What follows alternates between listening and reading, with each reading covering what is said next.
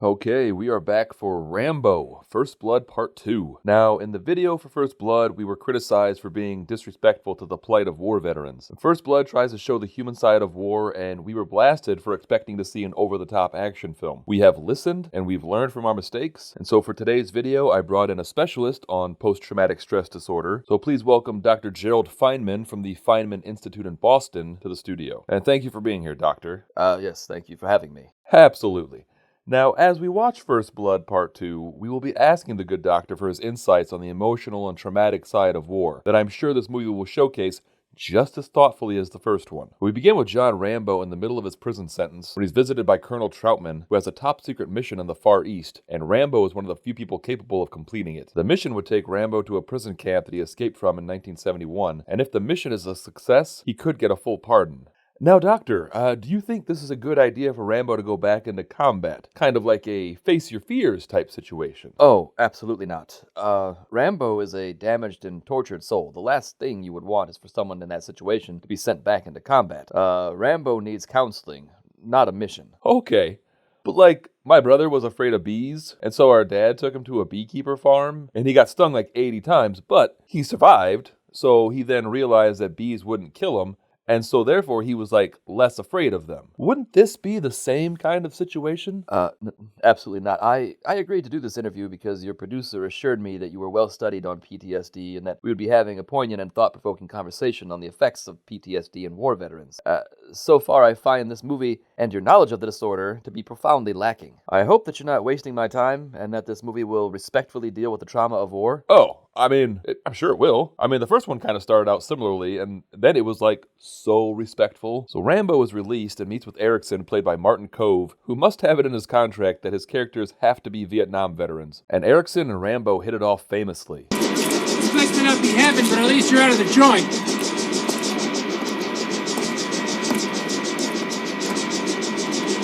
The man Rambo must answer to is the head of Special Operations, Murdoch, played by one of the greatest that guys to ever grace the screen. We learn that 25 American soldiers are still missing in Vietnam. Most are presumed dead, but they need Rambo to confirm if any of them are still being held as POWs. And Rambo is under strict orders to just photograph the prisoners as confirmation, and he is not to engage the enemy in any way. They begin with debriefing, and Rambo is shocked by the high-tech equipment that the military has to work with. High-tech for the 80s. It's laughably obsolete by today's standards. They may as well be looking at a bank of sundials and abacuses. So Rambo has 36 hours to complete the mission, and he takes off at the rendezvous point. But before he leaves, he tells Troutman that he doesn't trust Murdoch. So Rambo is preparing to parachute into enemy territory, and now Rambo has had some hard times since the war ended, but this is all like riding a bike to him, and the enemy has no idea what's about to hit him. Oh dear God, he got stuck in the door. Oh no, Rambo. Oh man, forget the trauma of battle and all the emotional triggers that are present in the jungle. The embarrassment of this situation would cripple me faster than falling into a punji stick trap. Oh my God. I am so sorry, Doctor. We sometimes make tasteless jokes here. I apologize. So Rambo parachutes to the ground, but he lost all of his weapons when he dropped. But he's got the only weapon a true soldier needs to survive. His brain. His knife. Oh, no, I was going for knife. Because he can use that to slice a man's head off in no time flat. And man, if I had a knife like that, I would fill it with Ecto Cooler.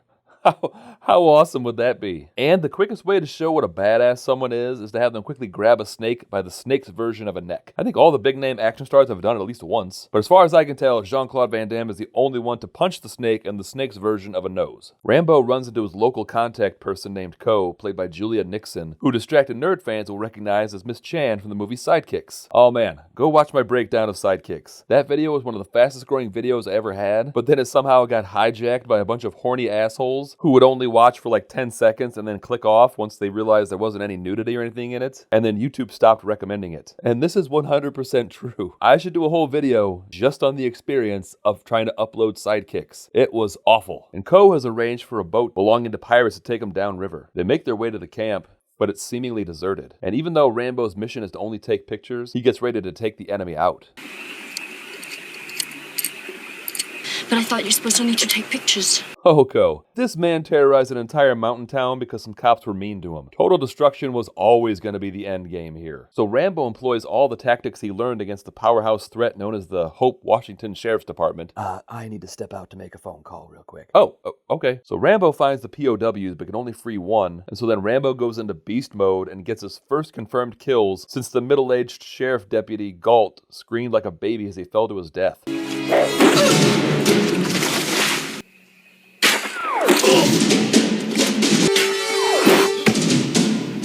Man, First Blood was very anti-war, and First Blood Part 2 shows an extended close-up of a man that got an arrow in the brain, courtesy of John Rambo, who does not seem affected by any of this. I am so glad the doctor stepped out to make a phone call because he would not like this at all. Is he still outside? Okay, let me know when he comes back in. Last 1 hour to extraction. I hope for his sake we're not just wasting fuel. Are you buying the fuel, Erickson? You're in the military. Who gives a shit about fuel? Is this your dad's helicopter? Is he gonna be mad that you used up all his gas? Like, let's say Rambo isn't there. You just got a free ride on a helicopter. God, he is like every person I work with that is such a stickler for the rules. Bunch of dorks. Okay, I'm sorry, I'm back. What did I miss? Well, Rambo saw a deer in the jungle, and they locked eyes, and the music swelled, and a single tear came to Rambo's eye. Oh, wow. Well, I'm sorry I missed that. It is important for people suffering from PTSD to stop and appreciate the beauty in this world, and to realize that it's not all ugly and painful. Yes, that is what Jerry and I were saying. So Rambo, Co, and the POW make it to the boat, but the crew has sold them out.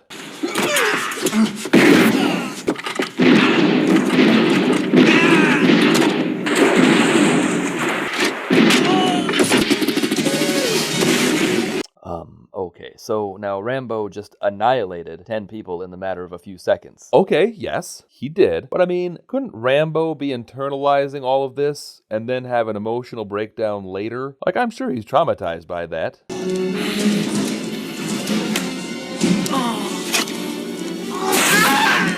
Okay, well, you tell me. Rambo just stabbed a knife into that man's penis. And do you know what Rambo doesn't seem? He doesn't seem traumatized By that, yeah. No, he doesn't. Did you not review this movie beforehand? No, I did not. We just like to watch them for the first time while recording. That way we get like the genuine reactions. The audience seems to like it. So Rambo tells Co to stay behind, and him and the POW make their way to the extraction point. But when Murdoch finds out that Rambo has a POW with him, he orders them to abort the mission and to leave Rambo there. And when Troutman gets back, he confronts Murdoch. You think somebody's going to get up on the floor of the United States Senate and ask for billions of dollars for a couple of forgotten ghosts? Murdoch is probably the first person in history to wear a short-sleeved shirt with a tie and be a scumbag. That combo is reserved for dads who are recovering alcoholics trying to do right by their daughters, police detectives who are recovering alcoholics trying to do right by their sons, frighteningly sober former defense engineers trying to do right by their daughters, and Dwight Schrute. I'm going to forget this conversation ever took place. Because I've just been drinking all day. I think that's enough for me. You're making light of alcoholism now. You are just a disgusting human being. So I will just take my check for $5,000 that your producer promised me, and I'll be on my way. Oh, God. We don't have any money. Any money that we do have is used to fix the vending machine whenever Jerry gets his hand stuck in there. Unbelievable. This is the worst, most unprofessional YouTube channel I've ever seen. Man, that guy kind of sucked. All right, so Rambo's been captured and he's strung up in... boss, that doctor guy just took a poop on top of your car. What? Oh, man, and his weird Italian loafers scraped up my hood. You know how expensive bodywork on a car is? Damn it. So anyways, Rambo has been captured and strung up in murky water. And you know what would really get under his captive skin? Is if Rambo was just like, oh man, this water is so refreshing. You guys look hot up there in your full uniforms, and me, I'm perfectly comfortable. Oh man, they would lose their minds. And Rambo, who the last time he was restrained, freaked out remembering what it was like when he was restrained previously and blew up an entire town, is now just kind of perfectly calm. Like, I feel like this movie should have been a prequel. Maybe have it be about the mission that set Rambo off in First Blood. Because this movie is very enjoyable, but it is so far removed from the message of Part 1 that it caused a respected doctor to drop a deuce on my car. The Russians show up, led by the evil Colonel Podolsky. Do you wish to give your name?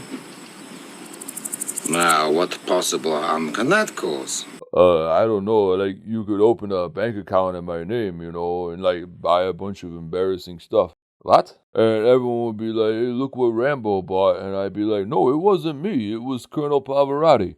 He's the one who bought the Hello Kitty clock, you know. What? No, then you're supposed to say, now I know. And then I would say, well, knowing is half the battle, you know. And then that song plays, you know, the song that really only I can hear.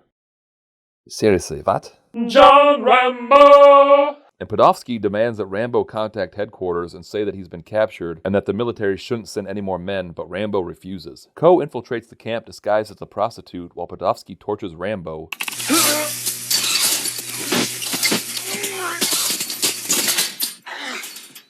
And so, does direct torture not trigger Rambo's rage? Or is it only things that are slightly similar later on? Like a year down the road, will Rambo get shocked trying to turn on a light switch and be brought back to this moment and then shoot up like a Home Depot or something? Rambo finally relents and contacts headquarters, but he just tells Murdoch that he's coming to kill him and he wipes out everyone in the hut. But don't worry, it will probably make him incredibly sad later. And Ko and Rambo manage to escape and make it to the river. You take me with you?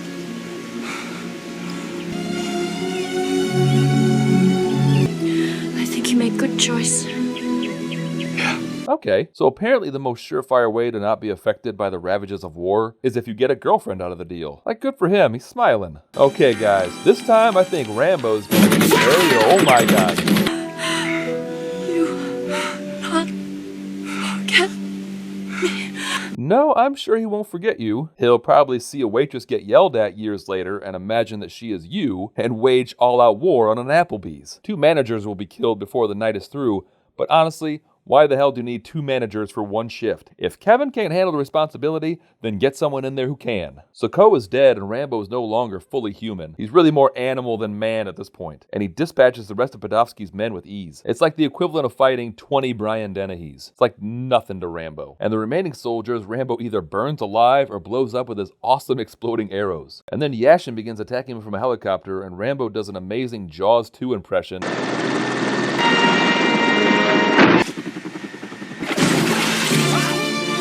And takes over the chopper and flies back to the camp and blows the rest of them to heck. He rescues the rest of the POWs, but then they get shot down by Podofsky. But when Podofsky investigates, Rambo blows up his chopper, and Rambo radios headquarters that he's coming back with the prisoners. So Rambo lands safely and then proceeds to hunt down Murdoch. And Rambo then murders Murdoch in just the most gruesome way possible. Like, I can't even show a second of it. The scene goes on for like 20 minutes of Rambo slowly slicing off Murdoch's face, and Murdoch is just screaming and twitching the whole time. Like, the special effects are amazing for 1986. But man, it is one of the most horrific death scenes I've ever seen. And then Rambo just walks off into the jungle with Troutman watching. And so that was Rambo First Blood Part 2. This could have just been a random action movie, and Stallone's character could have been named like John Barnes or something. But the problem was that in First Blood, they already had one of the coolest names ever. You can't waste a kick-ass name like John Rambo. So really, they backed themselves into a corner on this one. Because audiences don't want to see a man named Rambo crying. They want to see him use a very expensive explosive-tipped arrow to annihilate one person. So now the question remains, which one is the outlier? First Blood or First Blood Part 2? Like, which direction are they going to go for Rambo 3? Are they going to go back to the trauma of war angle? Or are they going to double down on just pure murder and mayhem? And also, while you're here, consider heading over to the second channel, Distracted Nerd Gaming, and check out the playthrough for Rambo for the regular Nintendo.